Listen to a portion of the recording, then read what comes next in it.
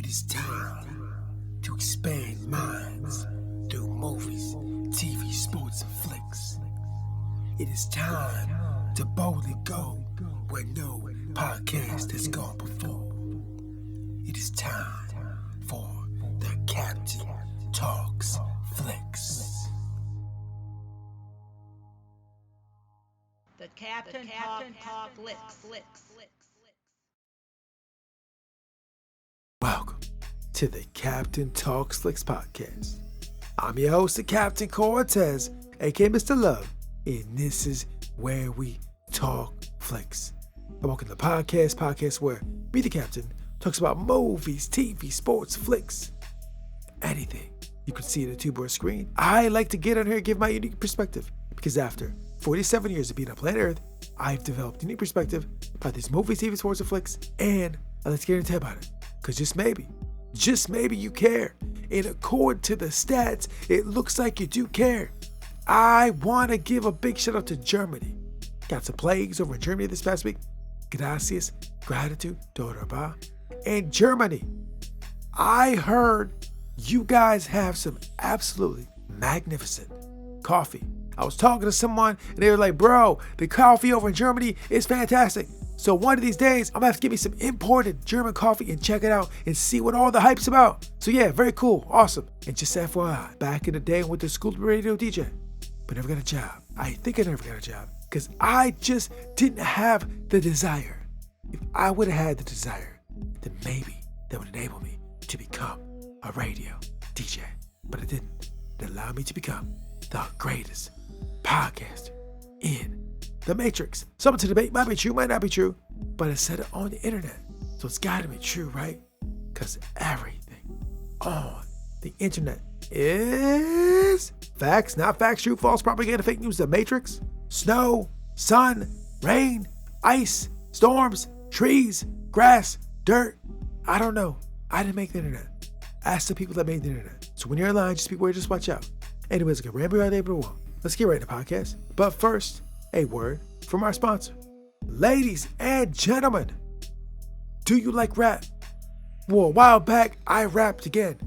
I dropped a song called King. So King is a song I made that was kind of speaking to the younger generation, just trying to encourage them and just kind of show some positive vibes toward them. Because I know being a young person is tough. When I was young, it was tough. But now in 2023, it's even tougher. So the young people, I'm rooting for you. I want you guys to win. And I think King is kind of like a letter to you guys to inspire you, to motivate you guys to keep going, keep pushing, keep just doing what you got to do to get where I'm at 47 years old, to make it here and thrive and be awesome. So that's all it is. It's me, my unique rap style, rapping only the way I can over crazy spacey beats and just basically inspiring you, trying to motivate you like, come on, bro, you got this, you got this. So if you want to hear the track King, I'll put the link below. Check it out. Now, the scale of the podcast. Ladies and gentlemen, I am back again. And you know what? My body's feeling a little beat up. Slightly. I've been putting a lot of work and my body is feeling it. And also the cold is cracking my skin, bro. It's cracking and I'm feeling it, feeling the coldness affecting the body. This is not a complaint. This is just a state of reality. And be honest too, I'm kind of just embracing the feelings like, bro, let's just feel this.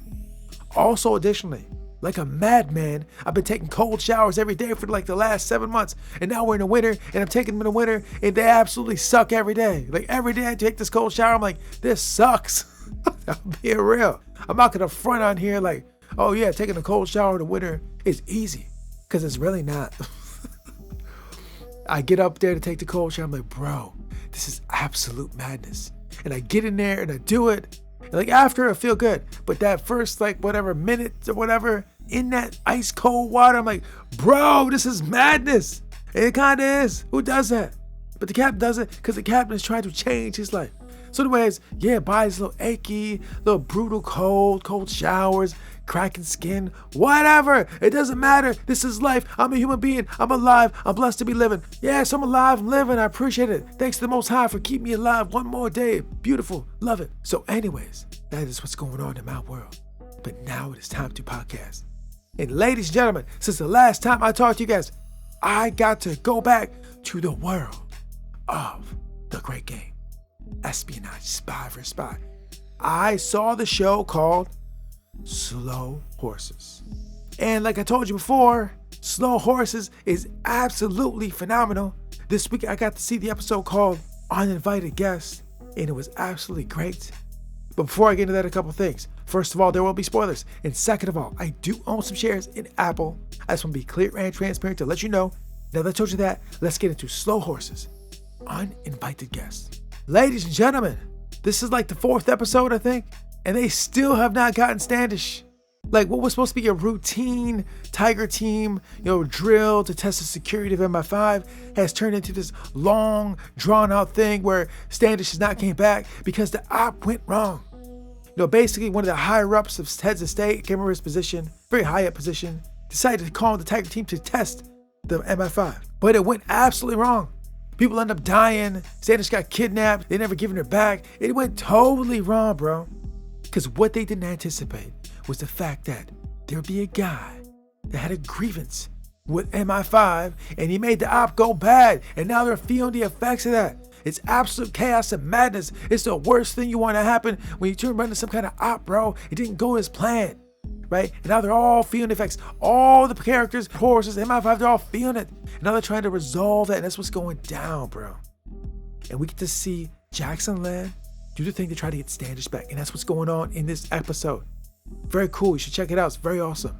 But what I want to do is what I always do, get into one particular thing about the show that I kind of want to expand about a little bit. And in the show, the guy that's got Standish, I think his name is Donovan, the one that's been grieved, he's mad because his lady died at the hands of MI5, allegedly. And so what he wants to do is he wants to get access to this warehouse. There's tons of files. He wants to get a particular file, right? So he's kidnapped Standish. Him and his crew have kidnapped Standish in order to get at this file, right? So they go to this place to get the file with the guidance or chaperone of the wild horses, right? So that's happening. But what I want to talk about though, specifically about that, is that they go to this big old building, big old like a warehouse, just full of all types of files, all types of paper files and folders, files upon files upon files.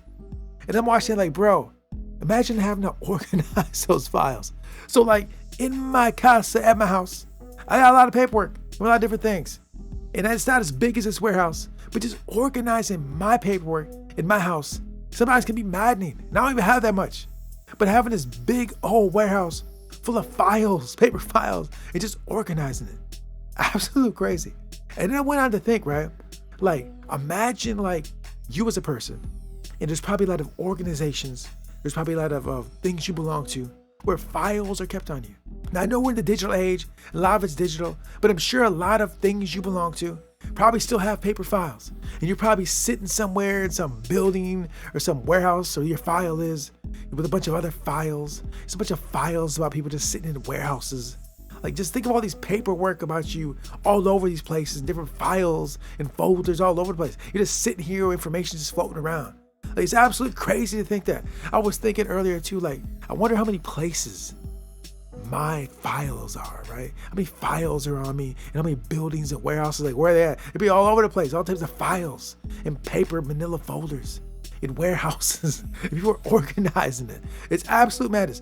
Because I'm pretty sure no one's gone full digitized, I would think. I'd imagine some organizations, or a lot of organizations, still are holding paper files. And so with us having files on us, we're all sitting in warehouses somewhere with information just floating around in these big old warehouses. It's absolute crazy. I never really thought about that before until I saw this episode, but it just made me think about like all these warehouses with all these files all over the place with information in it, and how large they are, and how they can get lost, or how they can get stolen, or keeping track of them. It's like absolute craziness. Like, think of all the things you belong to, right? And all the files that must have been created about you as a person. Like, there's probably so many, bro. So many files. I know this podcast is absolutely going crazy place, but it's what I thought about, bro. And the guy that ran it, like, this quirky, weird individual, And like I was wondering, like, why is he so quirky and weird? But then once I started thinking about files and warehouses, like podcast came out, and I'm kind of, treading into quirky, weird territory. I think just thinking about files and warehouses and files upon files and warehouses just puts you in a quirky, weird state, right? And I've only been thinking about it for like 10, 15, 20 minutes. And this guy in the show like lives in that space. That's his place. That's his domain. His domain is a warehouse full of files. And he's kind of quirky and weird and a little bit crazy. And I've only been thinking about it for 15 minutes, and I'm already starting to tread in that way. Like, these podcasts don't normally sound like this, but just thinking about the files in the warehouse, it's just absolutely like craziness. But I would really like to know, how many files exist on the Captain? Like, how many files are out on the Captain? How many manila folders exist about the Captain with paperwork about me and all about me, my likes, my wants, whatever. Because I'm sure they're digitized all over the place, right? I'm sure there's tons of digital. What about physical folders with the Captain's name on them? It's probably done them. It's craziness. And you got some quirky dude like at the warehouse, just like safeguarding all the files. It's absolute madness. So anyways, yes, if you want to see a dope spy show that is the opposite of James Bond, and no disrespect to James Bond is great. But sometimes you gotta just watch a little something different, the antithesis of it, the opposite of it. And this is it. It is great. It's comedic. It's funny. It's hilarious. It's action oriented. It's great. You will love the show. Apple's doing big things over at Apple TV. It's fantastic. So check it out. And also in this particular episode, you get to see a warehouse full of tons and tons and tons and tons of files. And maybe you can fixate on those files like I have. So ladies and gentlemen, if you've not seen Slow Horses, check it out. Don't be disappointed. Very dope. And that concludes the podcast. So until next time, we'll see. You may have to fight a battle more than once to win. Margaret Thatcher. Until next time, this is Captain Peace. The Captain Talks Flicks.